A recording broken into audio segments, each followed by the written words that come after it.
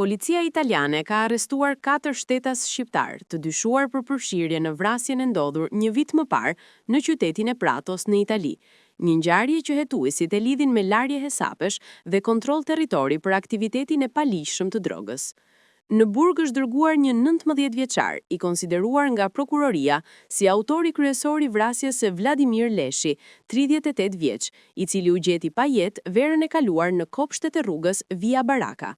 Sipas hetimeve, i riu dyshohet se e ka goditur viktimën me kaçavit gjatë një përleshjeje, duke i shkaktuar një plag fatale në kraharor.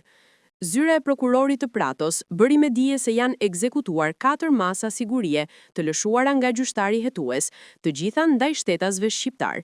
Përveç 19 vjeçarit, 3 të tjerë janë vendosur në arrest shtëpiak. Ata akuzohen për përleshje të rënduar. Ngjarja ka ndodhur më 8 maj, kur, sipas policisë, Leshi u godit në gjoks me kaçavid, plag që preku barkushën e majt të zemrës. Ai ndërroi jetë më pas në spitalin e Pratos si pasojë e dëmtimeve të marra. Hetuesit dyshojnë se përplasja ka qenë pjesë e një konflikti mes grupeve rivale. Sipas deklaratës zyrtare, një grup prej 2 shqiptarësh, të armatosur me një kaçavid dhe një prerës kutish, u përball me një grup tjetër prej 4 personash, ku bënte pjesë edhe viktima.